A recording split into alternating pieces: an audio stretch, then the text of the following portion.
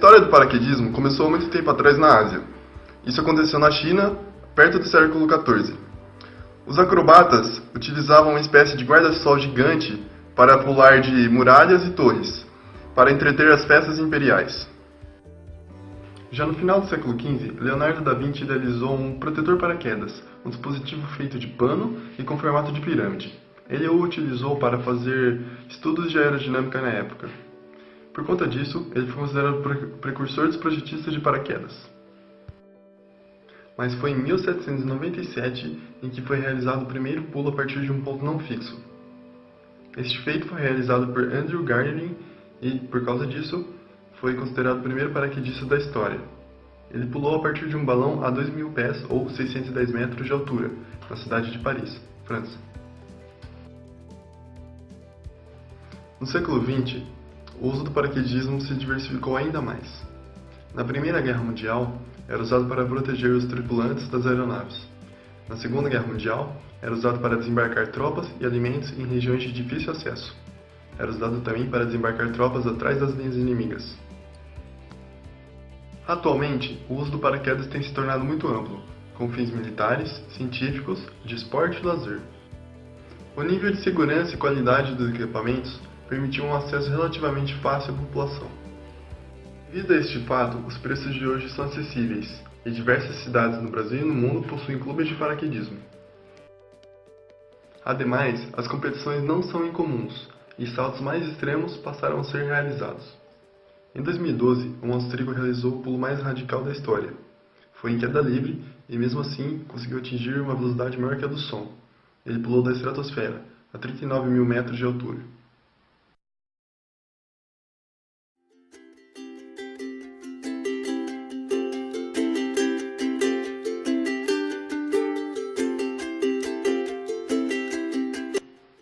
Há dois principais formatos de paraquedas. O mais antigo deles é o paraquedas arredondado, em forma de cogumelo, o qual no passado era utilizado para fins militares, de lazer e científicos. Entretanto, nos dias de hoje, sua utilização é restrita na maior parte dos casos, de situações de emergência, em deposição de cargas e além de utilização militares ainda. Esses paraquedas são inconfundíveis graças ao seu formato arredondado, pelo tecido que compõe o paraquedas, sendo dividido em formatos de triângulo, pela presença de um furo na parte superior do tecido e pelo fato de tal paraquedas não poder ser manobrado. Vale ressaltar que os paraquedistas que utilizavam e utilizam esse formato de paraquedas são apenas passageiros de seus voos. Eles não controlam sua velocidade, sua direção, nem aonde eles vão cair. Eles apenas acompanham o descer do paraquedas em direção ao solo. O mais recente formato é o paraquedas retangular do tipo asa, o qual houve a mudança obviamente do formato do paraquedas, a criação do sistema de liberação de 3 argolas, responsáveis pela dirigibilidade, e a divisão do tecido em formato cilíndrico, no qual possui uma mesma entrada e saída de ar.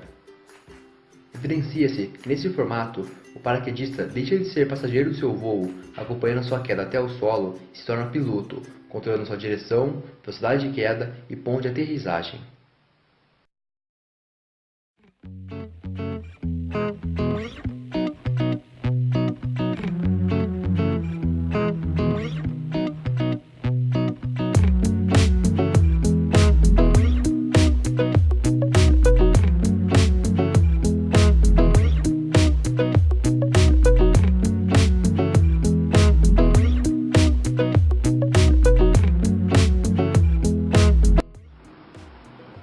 Para entendermos melhor o paraquedismo, temos que ter o conceito de força de arrasto, ou força de resistência do ar, muito claro em nossa mente. O ar, como todos os outros fluidos, apresenta uma resistência a qualquer movimento que seja feito dentro do espaço em que eles estão ocupando. Essa força tem sempre sentido contrário ao movimento, ou seja, pode ser muito bem simplificada no caso do paraquedas, onde a força de arrasto aponta para cima, enquanto o movimento do corpo dentro do fluido aponta para baixo, graças à gravidade, graças à sua força e peso. Para melhor entendermos o que está acontecendo, esse vídeo ajuda bastante. A seta verde representa o peso da mulher em queda livre. Como pode-se ver, sua velocidade está aumentando com a aceleração da gravidade. Em contraponto, a seta vermelha representa o arrasto, a força de arrasto que, ao se igualar à seta verde, ou seja, ao peso, faz a velocidade permanecer constante. Entretanto, chegar à Terra a 55 metros por segundo na direção vertical não é uma boa ideia. Por isso, abre-se o paraquedas. Ao soltar o paraquedas, a força de arrasto, que era constante a 55 metros por segundo, se torna maior do que a força-peso. Considerando que a massa do conjunto é constante, a única variável que se altera é a aceleração, se tornando maior no sentido para cima. Ou seja, a velocidade diminui até se manter constante novamente, só que agora a 5 metros por segundo. Agora, com o conceito de força de arrasto já claro na nossa mente, podemos entender melhor como ele funciona através de uma fórmula matemática. Essa fórmula, qual é mostrada aqui, depende de 4 fatores. Primeiro, a densidade do fluido em que o corpo está inserido. Segundo, o coeficiente de arrasto aerodinâmico daquele corpo. A área transversal ao movimento que o corpo apresenta. E a velocidade do corpo no momento em que a força é calculada. O coeficiente de arrasto aerodinâmico pode ser muito bem utilizado em comparações. Nesse caso, é pertinente a gente comparar a parte do salto em queda livre e a parte do salto com o paraquedas aberto. Por quê? O coeficiente de arrasto aerodinâmico deve ser maior no caso com o paraquedas aberto, significando que sua aerodinâmica é pior do que sem o paraquedas. O que faz sentido, porque o principal objetivo disso é reduzir a aerodinâmica do corpo com o paraquedas aberto, para assim reduzir a velocidade de contato com o solo. Vamos apresentar agora uma comparação matemática entre o coeficiente antes do paraquedas ser aberto e depois que o paraquedas é aberto. Para fazer os cálculos, a gente vai considerar a velocidade constante como a parte mais interessante para a gente entender os fenômenos que ocorrem no salto de paraquedas. Considerando a velocidade em y inicial, 0 metros por segundo, a velocidade final, que é a constante, 55 por segundo, a massa da saltadora, 70 kg, a gravidade, 9,81, sendo constante, que a gente sabe que não é, mas levando em conta que ela é constante, assim como a densidade do ar, e levando em conta que a área da seção transversal ao movimento da saltadora é meio metro quadrado, a gente consegue aplicar essa fórmula, que é feita através do diagrama de corpo livre do objeto caindo, no caso a mulher. Aí a gente consegue igualar o peso mg à fórmula do arrasto que foi mostrado agora há pouco. Fazendo análise dimensional, o coeficiente de arrasto 1 sem paraquedas é 0,75.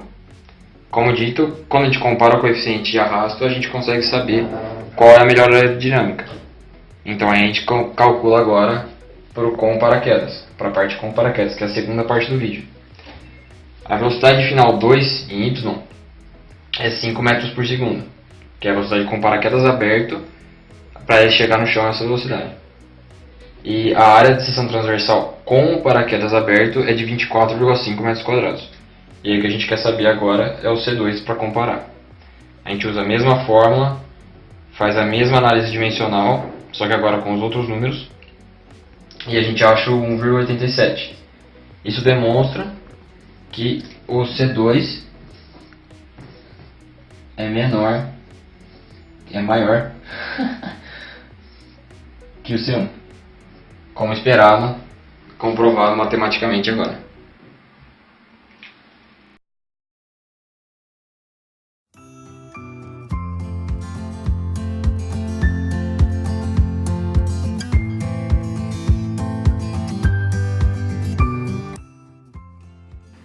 Para a próxima etapa, iremos considerar os dados do exercício anterior, onde a velocidade terminal com paraquedas aberto é 5 metros por segundo, mas agora com outro tipo de paraquedas, no formato cogumelo. Com tais características, é possível considerá-lo como um volume de controle fixo, e o ar como fluido a uma velocidade de 5 metros por segundo, sentido vertical para cima. Usando o teorema do transporte de Reynolds, pode-se calcular a velocidade que o ar escapa pelo furo presente no topo de um paraquedas de formato cogumelo, arredondado. A área 1 é definida pelo maior perímetro do paraquedas, e a área 2 é definida pelo perímetro do furo. Além disso, outras considerações estão sendo feitas: escoamento sem viscosidade em regime permanente e incompressível. O tecido do paraquedas é totalmente impermeável e a gravidade é constante. Por fim, chegamos na equação da continuidade, onde o fluxo inicial é igual ao fluxo final. Para calcular as áreas, precisamos dos raios, que são 2 metros e 0,32, respectivamente para a área 1 e área 2. O resultado final é então 196 metros por segundo, equivalente a 706,8 km por hora. Nota-se que a velocidade de saída é de um valor improvável, já que o valor é muito alto. Isso acontece porque desconsideramos as perdas de energia que ocorrem na passagem do fluido. Pelo teorema da conservação de energia, temos que a energia cinética é invariável ao longo do tempo, visto que a velocidade é uma constante de 5 metros por segundo. A energia potencial é a única que varia aqui, indo de mgh até zero, sendo h a altura pela qual o paraquedas ficou aberto. mgh é então a energia perdida pelo atrito com o ar durante o tempo que o paraquedas fica aberto. Já a perda de energia total durante a queda livre pode ser calculada subtraindo o valor teórico, desconsiderando a resistência do ar, com o valor prático da energia. Em outras palavras, energia potencial 1 mais energia cinética 1 é igual a energia potencial 2 mais energia cinética 2 mais perda. Neste caso, as energias potenciais serão iguais, pois a altura a ser avaliada é a mesma, tem o mesmo ponto de partida e o mesmo ponto de chegada, que é o ponto de equilíbrio.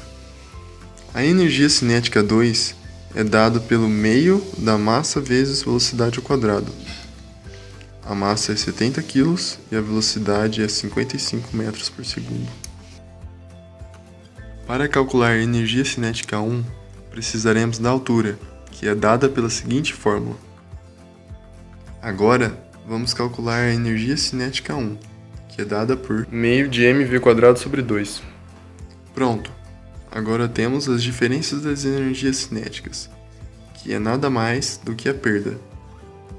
Neste exemplo, é de 352 kJ aproximadamente.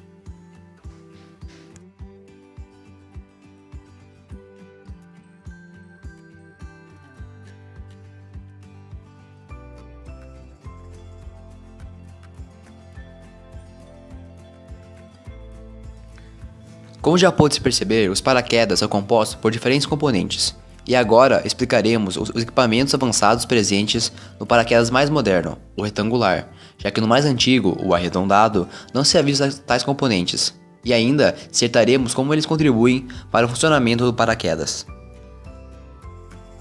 O funcionamento do paraquedas é feito inicialmente através do sistema de liberação das 3 argolas, libertando, através de uma mola contida na bolsa, uma espécie de mini paraquedas, chamado piloto, o qual é inflado pelo ar e arrasta todo o equipamento contido no reservatório da mochila para fora, dando início assim à sequência de abertura.